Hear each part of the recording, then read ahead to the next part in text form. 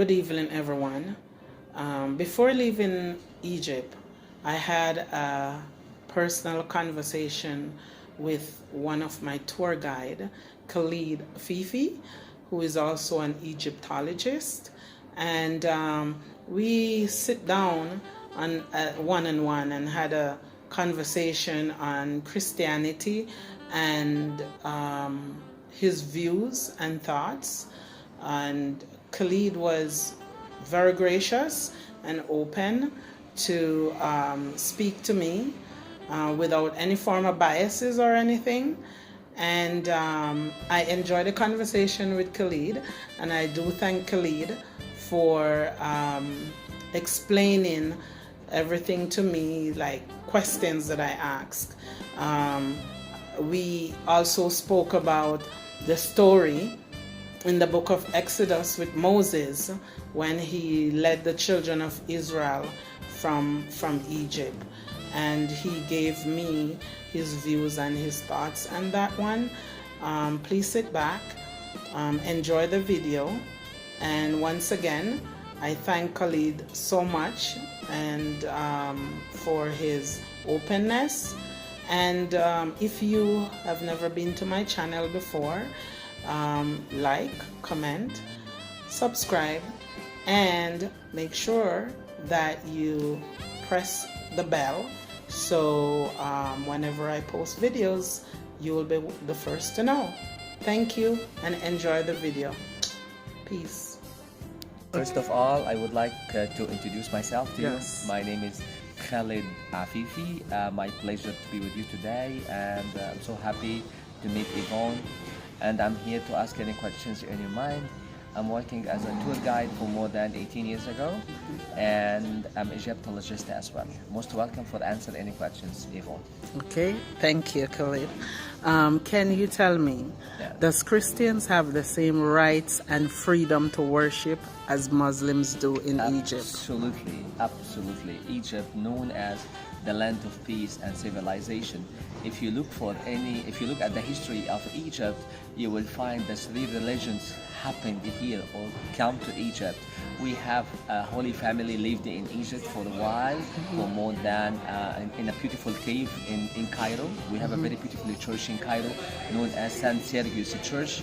This is unbelievable church because it was the cave of the Holy Family, and the Holy Family lived in this cave, and later on the church rebuilt above the cave. It's beautiful, beautiful, beautiful church. And even Moses received the 10 Commandments in Egypt, and even the Exodus happened in Egypt.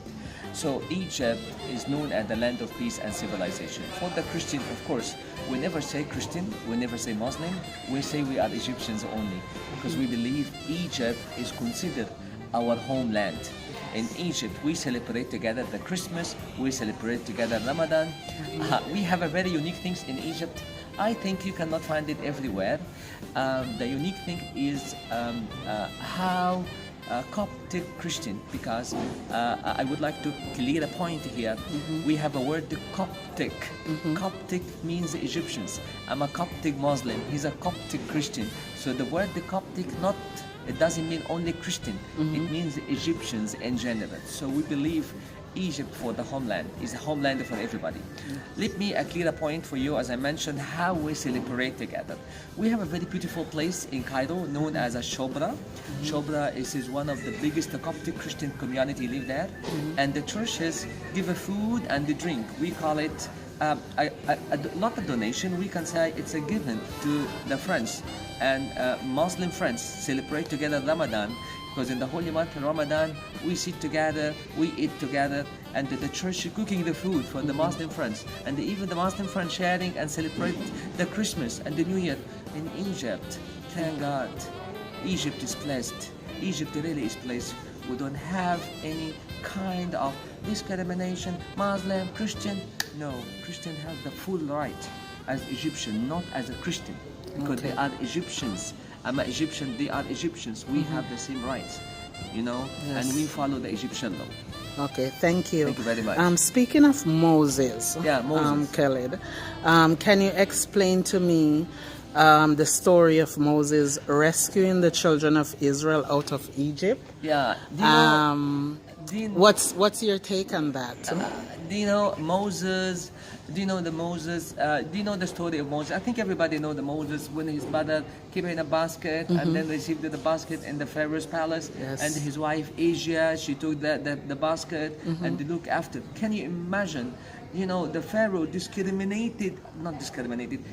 many children according to the legend. Right. And he took the one he will overcoming him. Yes. And he take over the throne.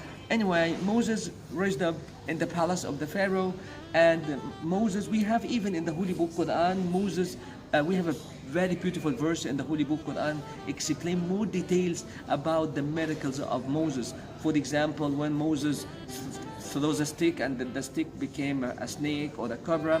And Moses went to Sinai area, a very beautiful city, very beautiful place. And Moses received the 10 Commandments and then spent around 40 nights and then he spoke to the God. That is why Egypt is very holy land, because Yes. Moses spoke to the God in this land as well. And the Holy Family lived here, and the Prophet Muhammad as well look after. It's unbelievable. If you come to Egypt, I'm so proud I'm Egyptian, by the way. Yes. Because everything is milk. Anyway, back to the same questions.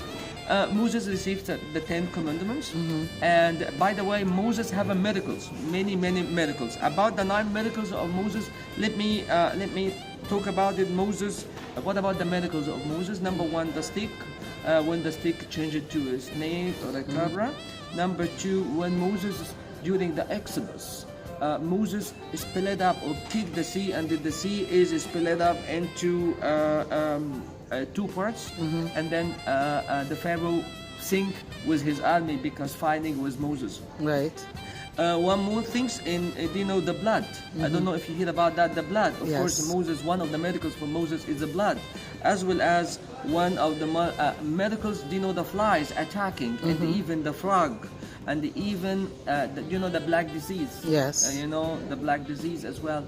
It was disaster, but people during that time saw all of these miracles and they did not believe. Yes. What else to do to make it believe? That is why the God spoke to Moses and asked Moses to do the Exodus. Right. You know, to save these people who believe in Moses and believe in God. And then they left Egypt by the most important miracle, and everybody know it. Just kick the sea, and the sea is split out. Let me tell you some point as well, because it's very important. We still have here many synagogues. By the way, we have around more than 12 synagogues in Egypt. One of the biggest synagogue, known as the door of the sky, Bab as-Sama. Bab it means the door. Bab as-Sama. Sama means the sky. So the door of the sky. This is one of the most amazing synagogue, and we have a very beautiful synagogue as well in Old Cairo, in a Coptic Cairo, called Ben Ezra Synagogue. One of the most beautiful synagogue. It dates back to the early 9th century. And is still functioning, but because we have a Jewish people in Egypt, of course we have a Jewish people in Egypt, we have a Christian, we have a Muslim, but at the end we are Egyptians. Yes. And in this beautiful place, Old Cairo, which is highly recommended for everyone to go and see, in this place we have the oldest mosque, one of the oldest church, and the oldest synagogue. Let me tell you something as well. Do you know Napoleon Bonaparte? When he Yes. came to Egypt, Napoleon Bonaparte, he said, that is fact, by the way, said Egyptians drove me crazy. I don't know which one Muslim, which one Christian. Only this one go to church, that one go the mosque, and that one go the synagogue. Yeah. And this is related to how Egyptian people live together as one family, how the Egyptian people love each other, how the Egyptian people as well respect each other. Even during the uprising, the Muslims protected the church because we believe this is the house of God. Yes. And the Christian help the Muslim to protect the mosques. Yes. And even the synagogue, because we believe homeland for everyone, and the religion, this is very personal thing between you and God. Okay. Thank you, Khaled. One more question. Please. Who is Jesus Christ to the Egyptians? Very important questions. In the Holy Book Quran, we have a massive chapters. We call it Virgin Mary. Virgin Mary. It's a massive chapter in the Holy Book Quran. in this chapter talking about Jesus. We cannot be a good Muslim if we did not believe in Jesus. Okay. We cannot be a good Muslim if we did not believe in Judaism. We have to believe in all books. When we say books, mainly the three religion, Islam, Christianity, and Judaism. But in the same time, we respect the other religion, because who we are to judge the people. Yes. We are a human being. We are not a God to judge other people. We respect all and we love all. Not only because we are Egyptians, because we have to do that, because even the Holy Book Quran and the religion of Islam said you have to respect the other religion, and you have to believe as well. In Christianity, believe in Jesus, Jesus, which is a Bible, the New Testament, and they even believe in Moses as well, the Old Testament. This is what we learn from the Holy Book Quran, and we have a very beautiful verse of Quran. Can I talk it in Arabic, Yes. please? Bismillah ar-Rahman ar-Rahim. آمن الرسول بما أنزل إليه من ربه والمؤمنون كل آمن بالله وملائكته وكتبه ورسله لا نفرق بين أحد من رسله وقالوا سمعنا وأطعنا غفرانك ربنا وإليك المصير. صدق الله العظيم. That is reflect what is the Holy Book Quran, and this is what we learn from the Holy Book Quran, to respect other people, to respect other religion, because there is a very beautiful hadith which is something like a verse said by the Prophet Muhammad. Don't show me your religion like how to say that Islam, how you act with others. You know, not Islam only praying or fasting or pilgrimage. Yes. You pray for yourself, you go for pilgrimage for yourself, you pay zakah for yourself, you do everything for yourself, but act together as a human being. Show me how you act with other people. You know, and sometimes we feel sorry for these people who cannot understand the right image of Islam. Okay. As Jesus said, God is love. Even Islam said God is love. We have to respect, we have to love each other, because at the end we are totally a human being. We are not gods to judge other people. Sure. Right. Thank you. Thank you very much. But does Egyptians see Jesus Christ as the Son of God? Look, about Son of God or prophets, this is you need to study more to know about it, because I'm not a professional in the religion exactly, because this is very, very, you need to really study a lot, you need to read a lot of books. But what I would like to say, we respect Jesus, we fully respect Christianity, we fully respect as well Judaism, and this is what we learn in the Holy Book Quran.